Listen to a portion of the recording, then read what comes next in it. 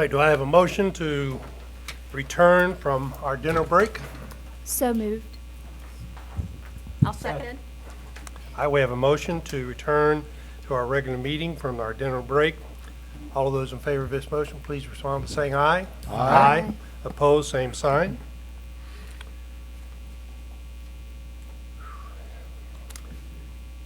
Do I have a motion to approve the minutes of the regular meeting of January 26, 2016? Mr. Chair, I move that we approve the minutes for the regular meeting dated January 26, 2016. Second. We have a motion to approve the minutes of the regular meeting of January 26, 2016. It's been seconded. Do I have any discussion? Then all those in favor of that motion, please respond by saying aye. Aye. Opposed, same sign. Okay. All right, at this time, I'll turn it over to Miss Amy for the Legacy Builder Special Recognition. Good evening, Mr. Chair, Superintendent Blackburn, ladies and gentlemen of the board, and all of you who have joined us tonight. Tonight we have, well, it used to be 4, but it's 2 special recognitions tonight. First, last month, 47 students in grades 6 through 8 participated in the district spelling bee at Berkeley High. Ralph Queendoe, a 7th grader at Hanahan Middle School, won 1st place. Emily Williams, an 8th grader at Daniel Island School, won 2nd place. And Logan Dunn, an 8th grader at Hanahan Middle, won 3rd place. Ralph, Emily, and Logan will move on, along with 9 other students throughout the district, to compete in Spellbound, the Low Country's regional spelling bee sponsored by the Post and Courier. At this time, would Ralph and Logan please come forward to receive your gifts and be recognized?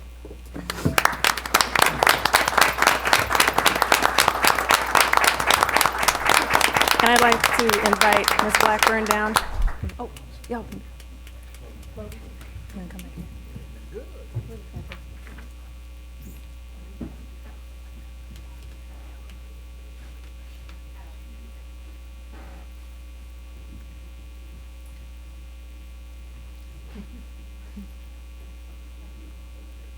Yes. And Principal Rogers, can you please come up as well?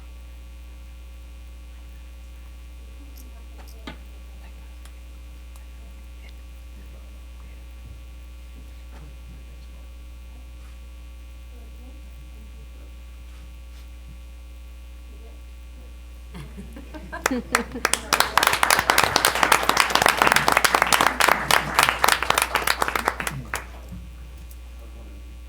parents wanted a photo. And finally, we'd like to recognize Mr. Charles McHugh, drama teacher at Stratford High. He was selected by the South Carolina Theater Education Association to receive the Outstanding Theater Educator Award. The award is given to the K-12 theater educator, college or university professor, or teaching artist judged to have done the most at their respective educational levels for theater students in South Carolina during the most recently concluded year. At this time, would Mr. McHugh please come forward to receive your certificate and say a few words? And I'd also like to invite Principal Taylor as well.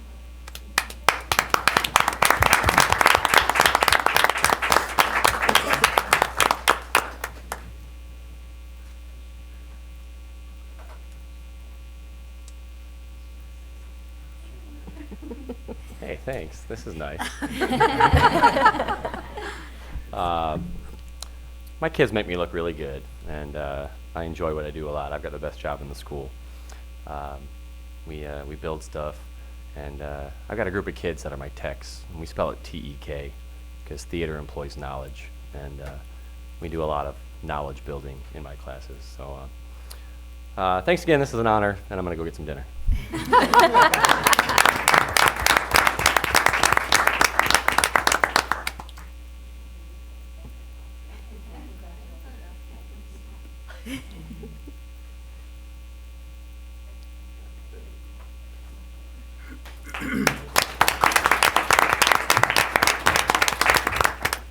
And that concludes our special recognitions for this evening. Thank you. Thank you.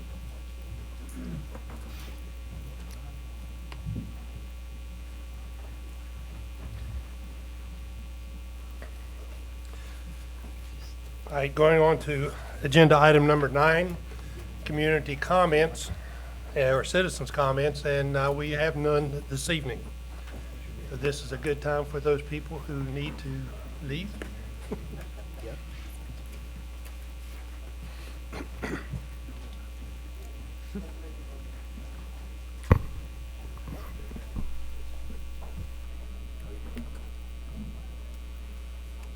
Then moving on to agenda item 10, administration and facilities. Item for action, first reading of the 2016-17 instructional calendar, and an item for information, quarterly construction update. Mr. Jackson. Good evening, Chairman Hayes, Superintendent Blackburn, members of the board. Tonight we have the first reading of the 2016-2017 instructional calendar. As you recall, January 26th, our last meeting, we had an update on the instructional calendar. Just a quick refresher of some of the requirements by state statute, actually, that an instructional calendar must have in the state of South Carolina. Must have at least 10 professional development days or work days. Must start no sooner than the third Monday in August in this upcoming school year, that is August 15th. Must have at least 3 inclement weather days, and this year is a national election, November 8th, 2016, so schools must be closed. So those are the requirements that we had to structure the instructional calendar around. Again, the committee this year included 12 members, which is an increase from last year's 6 members. It included 3 principals, 3 teachers, and 2 parent representatives, as well as district personnel. We started meeting in December in person and in email, through email correspondence, but also electronically. Ms. Sharon Snyder, as you'll see, she's a member of the team, set up a Google Drive and made things a lot easier. This information was shared with teachers and administrators throughout the process. Here are a list of the committee members.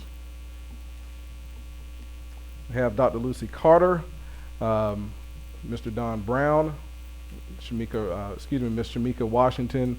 Those are the 3 principals. We have Ms. Amanda Cromer, Mr. Stephen Raisley, Ms. Courtney Croker. Those are our teacher representatives. Mr. Jerome Davis, Dr. Susan Gelman, Ms. Sharon Snyder. Those are our district personnel. And at the bottom you see we have Dr. Deneen Fleming and Ms. Adrena Best. Those are our parent representatives that were on the committee.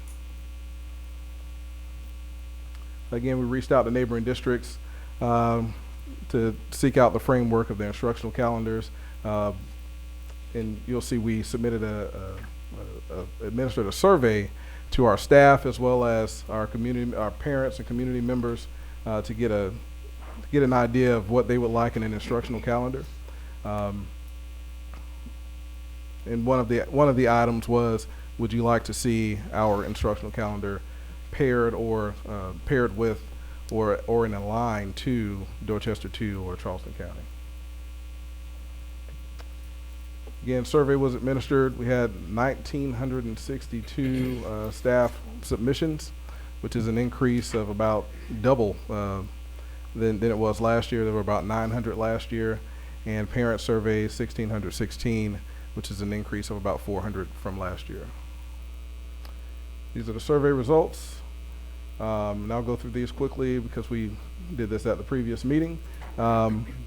Number of what school does your child attend? What level of school does your child attend? 55% elementary, 17 middle, 28 high.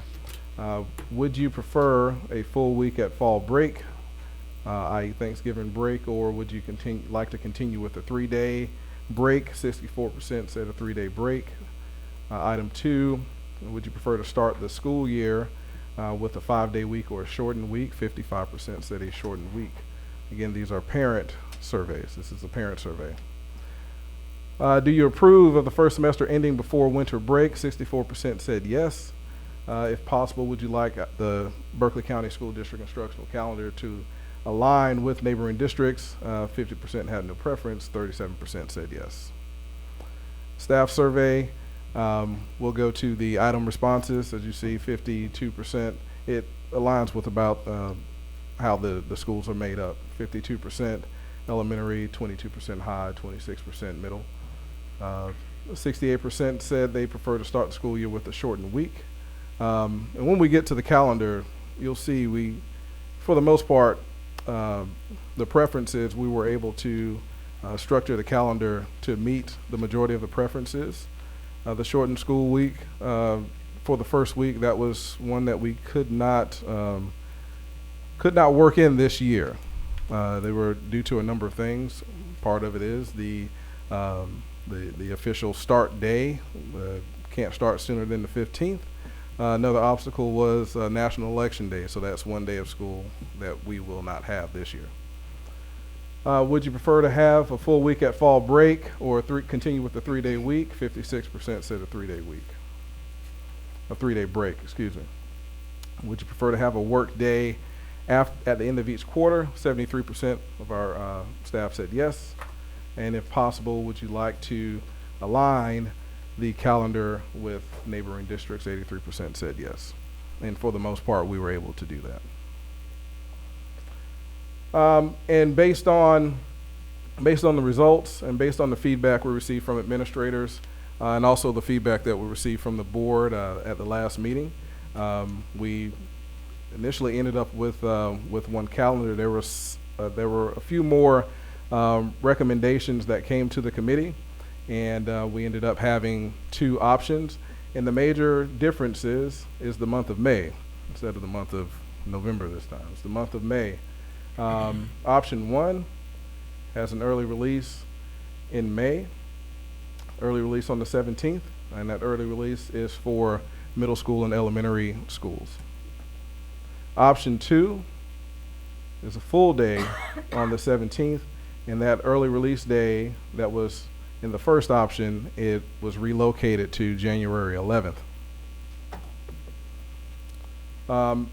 So last Monday at the principals meeting, both calendars were shared with the principals. And following that, an email went out to all BCSD users with the 2 options. The schools provided feedback, and overwhelmingly they selected option 1. Excuse me. This is the process that we followed, and overwhelmingly they selected option 1. So tonight we come to ask for your approval for the first reading of the 2016-17 instructional calendar.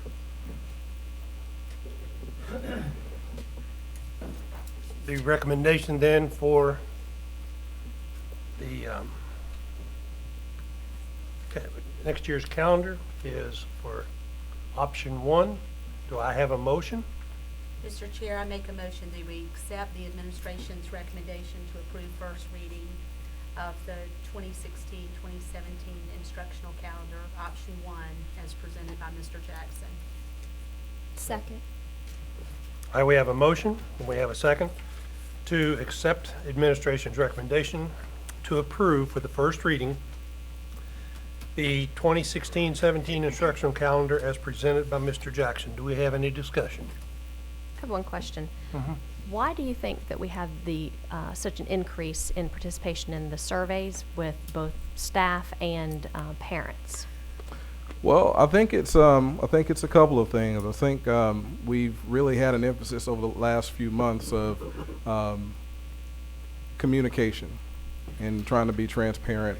And I think the next thing is with the staff survey, we actually had one of our members of Teacher Forum write a brief intro as to what the committee was trying to do and what the purpose of the survey was, and the fact that we would be shaping the calendar based on the feedback.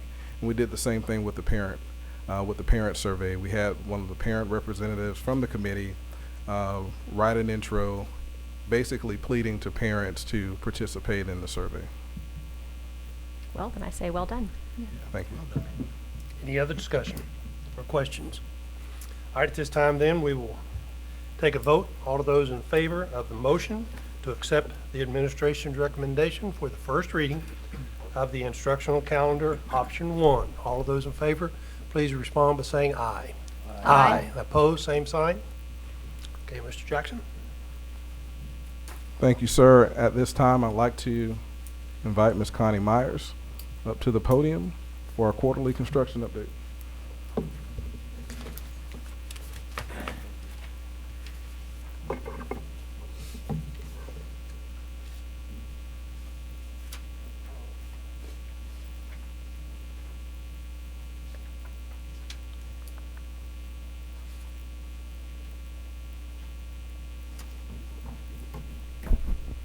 Good evening, Chairman Hayes, Superintendent Blackburn, and members of the board.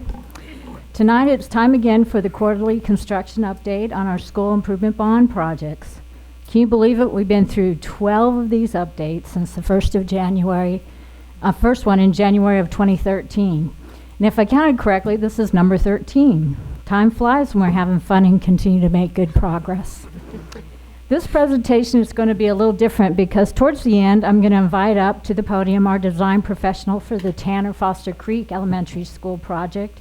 He's going to talk to you about the progress on that project and what he has learned from educators and the public meeting, which we were just recently conducted in the last couple weeks. Meanwhile, let's get started. Here's the overall schedule.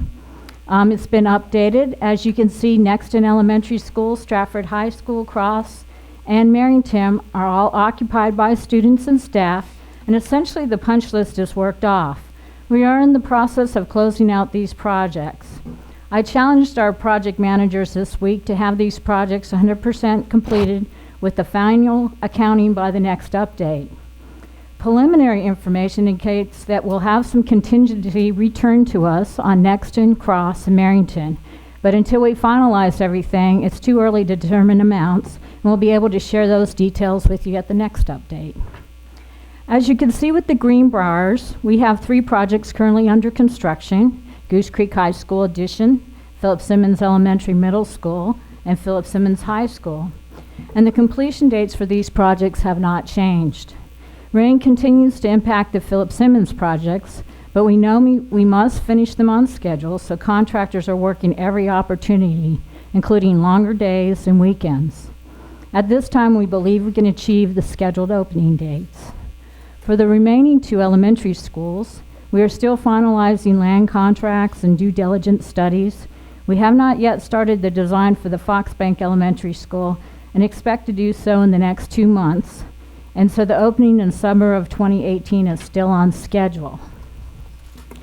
Later in the presentation, you will hear the details about the progress on the Tanner Foster Creek. We continue to track towards the May 2018 opening. This slide shows the overall plan for Goose Creek High School addition with the completion dates for the different areas. At the last update, we were moving students and staff into Building A, and they have now occupied that space since November. The band and chorus room, which is Area D on this photograph, was completed over Christmas break, and students and staff were also in those spaces. Area E, which used to be Building 700, is now a flat dirt area, as you can see under the letter E. Currently, the contractor has all his crews focused on finishing up Building B, which is the largest in terms of square feet of all the construction areas. The final inspection for this building is scheduled for February 24th. Once Building B is completed, the focus will move to Area F, where asbestos abatement will begin and demolition will follow. A new bus loop will be built during the summer, where buildings E and F behind Building A are shown. Moving into Building B will be a monster move. As shown on this list, there are numerous logistic items associated with the move. The monster move will happen in 2 phases and affect 45 classrooms of students and teachers. I also wanted to mention that technology has taken the opportunity to upgrade the whole campus from an antiquated analog system to a digital system as part of the monster move. Once all the students, teachers, and staff are settled into their new spaces, it will be time for Facilities and Technology Department to jump into the vacated buildings and reclaim any usable items that could be used to fix other schools before these buildings are demolished. This is phase 1 of the monster move. We'll be moving 24 classrooms onto the 2nd floor. The plan is for these classrooms to start classes in the new space on March 7th. Here's phase 2, where we move 21 classrooms to the 1st floor. The plan is for these students and teachers to start classes in this new space on March 21st. Here are some various pictures of the new Building B. The top right shows the exterior of the building, which runs along Garwood. As you can see, the ugly overhead power lines have been placed underground, so the building has a clean-looking facade. And that was a decision you all made very early. Glad you made that decision. This truly is a monster building. It has overall dimensions of 85 feet wide, 350 feet long. The amount of conditioned space is over 57,000 square feet. The picture on the left is showing the terrazzo in the main corridor, and the picture on the right is a typical classroom, bottom right. Moving on, let's look at Philip Simmons Elementary Middle School. This aerial photograph was taken on January 20th. As you can see, the project is over 50% dried in, and the schedule says we should be totally dried in by March 31st. The developer has electrical and water to the site, and the sewer should be close behind. The developer has also started paving the permanent road. They started at the intersection of Clemens Ferry and expect to have the entire road paved to the elementary middle school by the end of March. The new road length between Clemens Ferry and the new elementary middle school is approximately 3,845 feet, or 3/4 of a mile. Now this slide takes each of the areas and gives you a snapshot in time of some key activities, and also highlights some activities that will be starting next. For example, in Area B, the middle school classrooms are receiving ceiling grid, light fixtures, HVAC diffusers, and the terrazzo should start March 1st. While Area E, the elementary school admin media center area, the work entails the in-wall rough-ins of the plumbing and electrical systems and the installation of the window frames. The last slide gave you the narrative of each other, and this slide put some photographs with those words.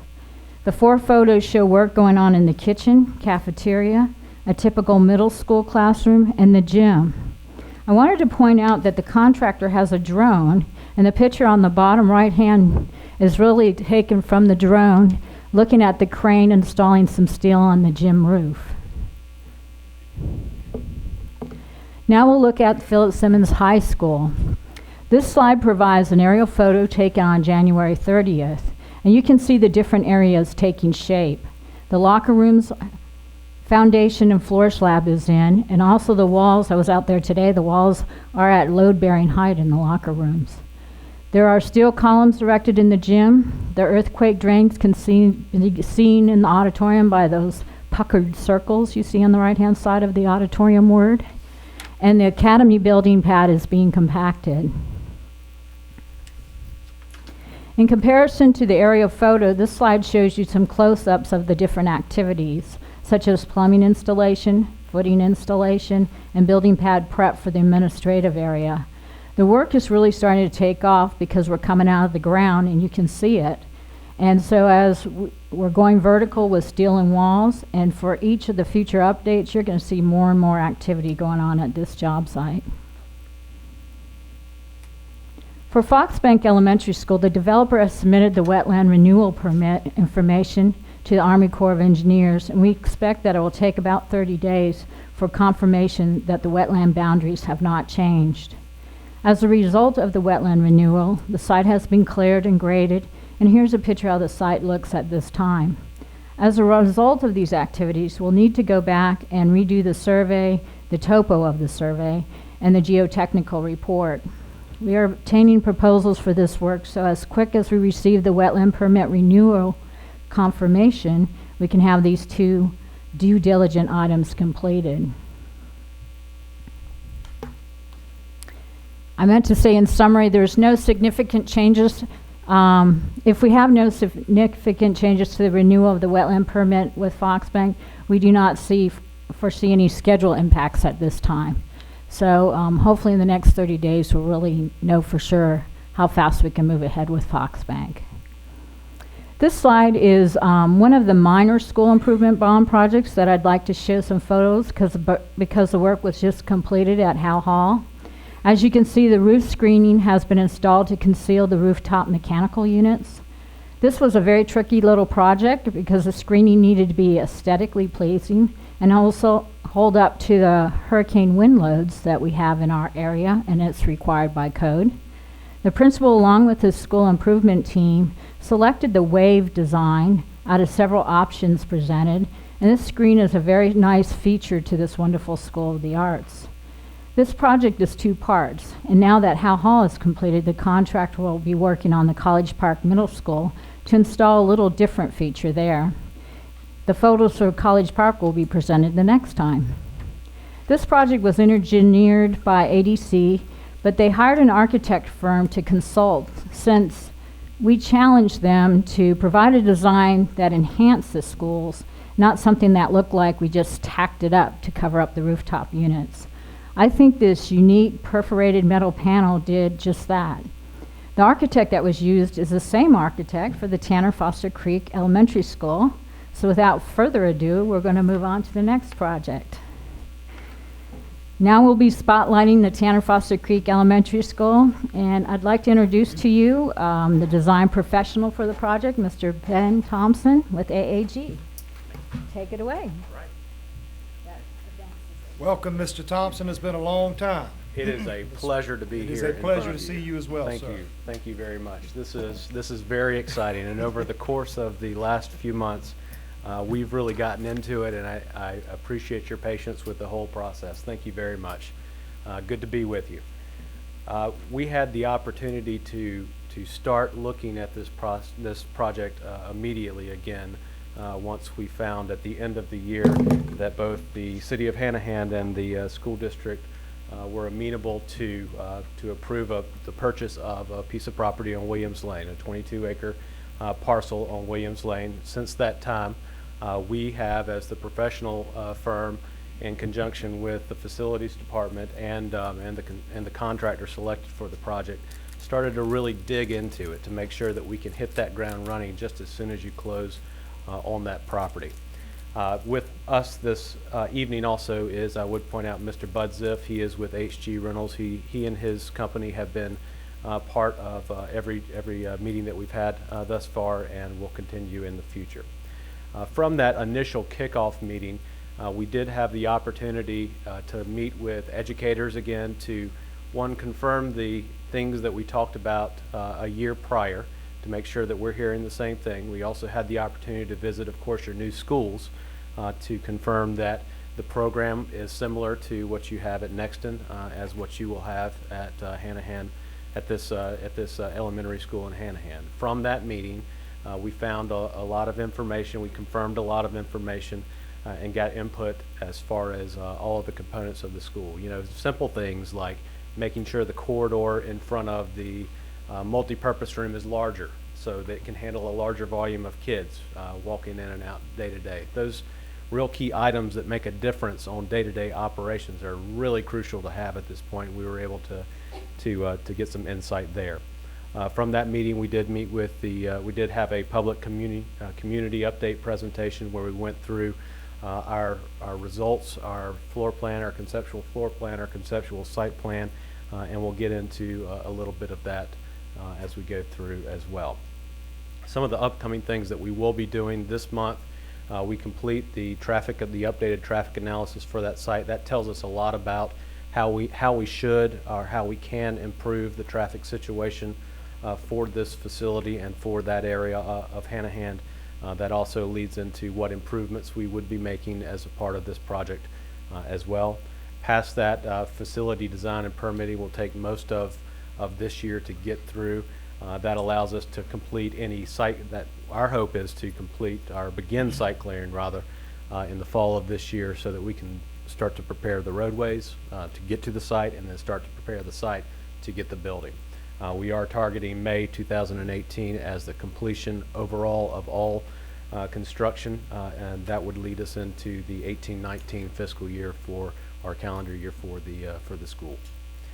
One of the things that I did want to share with you was, well, first, I'm sure all of you are aware where this facility is, but some of the major areas that we just touched on. This is that intersection of Foster Creek Road and what is Williams Lane. This location, if you're familiar with the area, there's a fire station and public works building in this location. You can see all of the residential development surrounding this site. It has that really true opportunity to be a walkable school, which is kind of exciting for this project. Also attached and to the side of it is a piece of federal property that we hope one day with the city of Hanahan will become a recreational park with a series of fields and different facilities over in that area.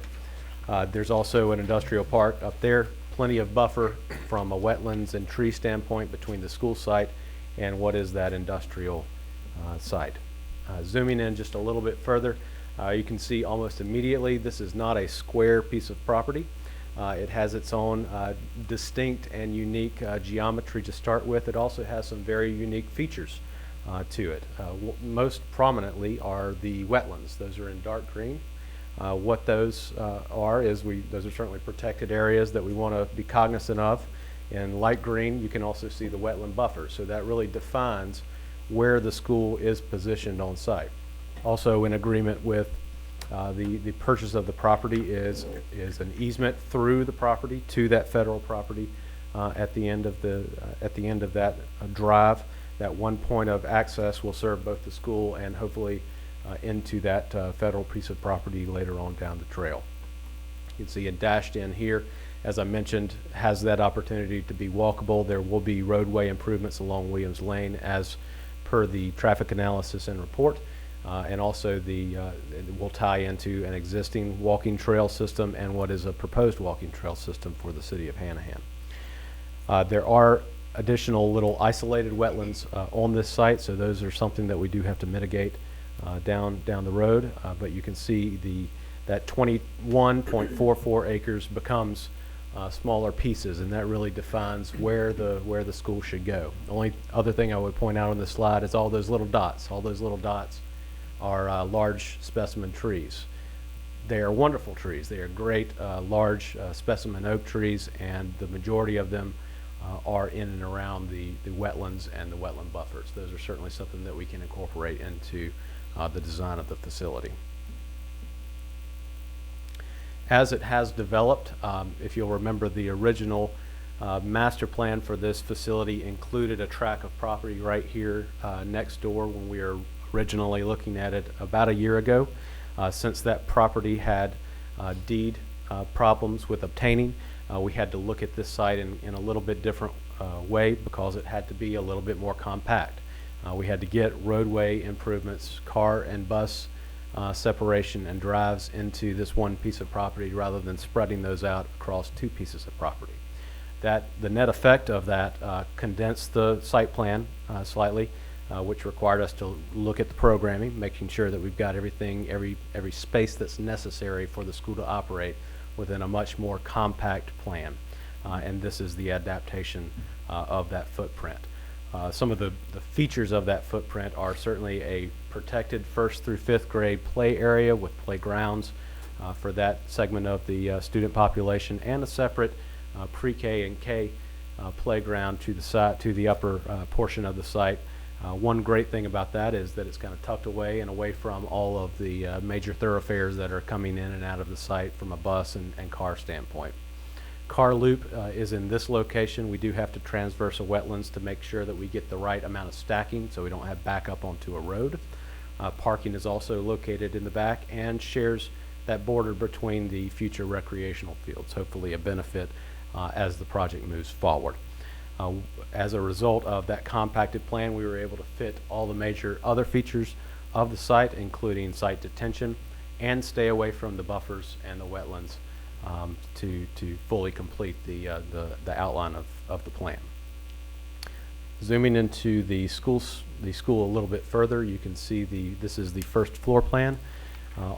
Again, this is the front door. This is along that major, the road that we're creating. Car circulation is on this side of the building. Bus circulation is on this side of the building. Some of the major core areas, of course, as you come into the front entry, is the administration and guidance area, the multi-purpose and platform and dining and kitchen area right there up front to that new drive that's being created. That's a good position for those types of spaces because that allows you to come into the building after school hours, but still remain separate and apart from the majority of classrooms, other spaces that need to be locked down for security during those times. You can see this area here is the academic wings. That's a two-story academic wing headed by the media center. That media center is kind of the crux of this school. It operates in conjunction with the kindergarten and first grade on the first floor and all remaining academics up above. Because it is a two-story facility, we have a series of stairs and elevators that lead up to the second floor. And you can see that main stair right there at the central circulation area coming up, and also the elevator coming up in that central area leading down to corridors, leading down to the media center and the rest of the academic wing for the campus. Upstairs here, uniquely because of that compaction of the floor plan that was a result of the site, we have 2nd through 5th grade on the 2nd floor and located kindergarten, pre-kindergarten, and first grade on the first floor. So that is kind of where we are right now. It's been a positive interaction thus far. They had, certainly the community had lots of questions, as everyone does, going forward. But again, we are happy and pleased to be working with Berkeley County School District on this very exciting and much needed project. Happy to take any questions that you have of us. Any questions? Yes, sir. Thank you, Mr. Hayes, Mr. Chairman, excuse me. Mr. Thompson? Yes, sir. It looks really, really crowded. Yes. Can you give me an idea how this compares to Orange Grove? Because Orange Grove was built on a very small parcel of land. It is. This one is built on, so that major area that this sits on is about 12 acres. So that the building itself is on 12 acres. The loop, let me actually go back to the site plan. That's about 12 acres that this site sits on. There's a parcel here that gets our looping action and our site detention in this area. If I was to compare it, and I did compare it to Nexton, that would be an adequate comparison as far as courtyard. Here, instead of a closed courtyard, we chose an open courtyard for a number of reasons. But this courtyard is 25% larger than the courtyard at Nexton. However, the entire plan is 12% more compact. So it's a balancing of those two things. So Nexton's the better comparator than Orange Grove. It is. It is, because Nexton's 900 and this one is certainly designed for 900. That makes me feel a whole lot better. Yes, I sir. was concerned about the lack of play areas for the children. Ms. Myers, do we still feel good about the federal property being secured so that we can use something, that can be some flex space for us? You never know with the kids. Oh, gosh, I thought we were, I have, the city of Hanham's very Confident? optimistic that they'll get it Okay. eventually. Well, And good. I know that, Senator Scott, Tim Scott was behind it. So Right. I imagine it's coming. You know, that thing's just pickle. Right, Takes an act of Congress. Yes. Literally. Thank you very much, and good seeing HG again. Thank you. Any other questions or comments?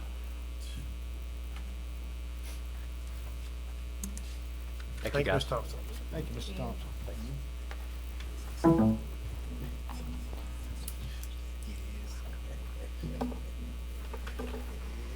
All right, moving on to agenda item number 11, financial services. Mr. Thomas, Cane Bay Heritage Trust Resolution.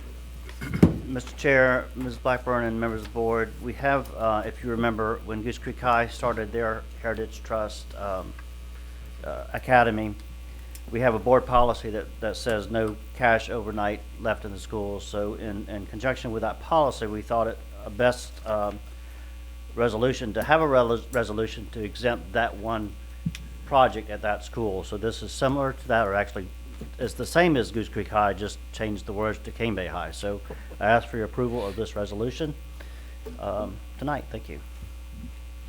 All right, do we have a motion?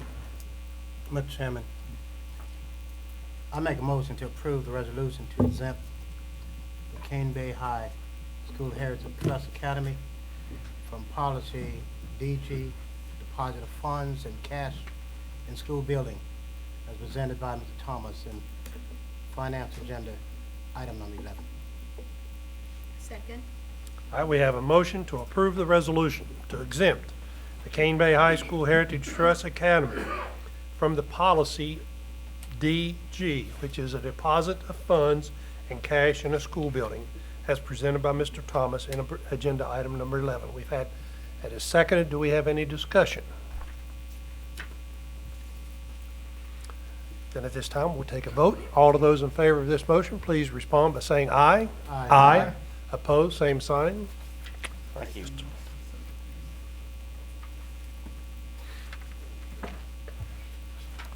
Okay, then moving on to agenda item number 12, Human Resources, Dr. Levine, and this is reading of policies and rules, exhibits for revision and for deletion, and for new policies. Thank you. And you all will be happy to hear that I won't be reading all of those policies to you. You see that you have a huge group tonight, but let me begin by saying good evening officially to you all again, Chairman Hayes, Superintendent Blackburn, and other members of the board. We have several areas tonight, and as was just said, we have revisions, we have deletions, and we have new policies. If you look at the area in which we have our revisions, you'll see several there that are related to evaluation of administrators, staff. You also see that we have one for classified personnel separation, and the rest of the policies are actually related to technology. Therefore, at this time, it is the recommendation of the administration to approve the first reading of policies, rules, and exhibits for revision as listed under item 7A of the February 9th, 2016 board agenda. Do we have a motion? We do, Mr. Chairman. I move that we accept the recommendation of the administration to approve the first reading of policies, rules, and exhibits for revision as listed under agenda item 12A. Second. All right, we have a motion to accept the recommendations of the administration to approve the first reading of policies, rules, and exhibits for revision as listed under agenda item 12A. It's been seconded. Do we have any further discussion? Then at this time, we'll take a vote. All those in favor of this motion, please respond by saying aye. Aye. Opposed, same sign.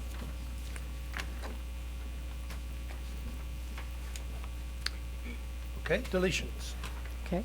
Yes, sir. For our deletions, we have two policies, or actually two rules, that are listed that go along with the policies that were being deleted. So as a result of that, it is the recommendation of the administration to approve the first reading of rules for deletions as listed under item 7B of the February 9, 2016 board agenda. Okay, we have the recommendation. Do we have a motion? We do, Mr. Chairman, and Dr. Levine 12. you implied, I knew what you meant, 12B. So, Mr. Chairman, I move that we accept the recommendation of the administration to approve the first reading of rules for deletion as listed under agenda item 12B. Second. All right, we have a motion to accept the recommendation of administration to approve the first reading of the rules for deletion as listed under agenda item 12B. It has been seconded. Do we have any discussion? Then at this time, we'll take a vote. All of those in favor of this motion, please respond by saying aye. Aye. Opposed, same sign. Okay. And now Thank you. for And I revision. apologize for that. That is a 12, an X and two I's behind it, definitely. You know, we've been together for a long time this evening, okay? All right, in our final group for tonight, we have our new policies that deal with the admission of limited English proficiency in migrant students, and also the instructional services and the rule related to that particular policy. So at this time, it is the recommendation of the administration to approve the first reading of new policies, rule as listed under item 12C of the February 9, 2016 board agenda. We have a recommendation from the administration. Do we have a motion? Mr. Chair, I move that we accept the recommendation of the administration to approve the first reading of the new policies and rule as listed under agenda item 12C. Second. We have a motion to accept the recommendation of the administration to approve the first reading of the new policies and rule as listed under agenda item 12C. Do we have any discussion? And at this time, we'll take a vote. All those in favor of this motion, please respond by saying aye. Aye. Opposed, same sign. Okay, Ms. Levine, you have all of that. Thank you First very readings. much. Moving on to agenda item number 13. Superintendent's report. I actually do have a report this evening. I thought, since I'm still in listening and learning mode, that it might be a great opportunity to share some observations of things that I've been able to experience over the last few months. And actually, the ones I'm choosing to share this evening are things I've done in the last 10 days, and I thought you might be interested in them. One, I'd like to share this with you, 7. It is a Berkeley Center for the Arts showcase. And I was totally blown away by the talented youngsters who performed an artistic exploration of the 7 deadly sins and the 7 heavenly virtues at Berkeley High School last Saturday afternoon. And it was a unique, and Goose Creek, I'm sorry. I'll get that straight one day. I don't know where I've been, but I know I've been there, okay? And I might could go back a second time, but anyway. It was just an amazing, amazing mesh of dance, of drama, of poetry, recitations, music, and they were amazing, and truly, truly amazing. So what a fine program, and I just was not involved with the starting of it or the inception of it, and I just wanted to share what a remarkable opportunity it is for our young folks. Another thing I had an opportunity to do is to go to the Berkeley County School District Athletic Scholarship signing. And I was totally impressed by the young folks and their families who were there.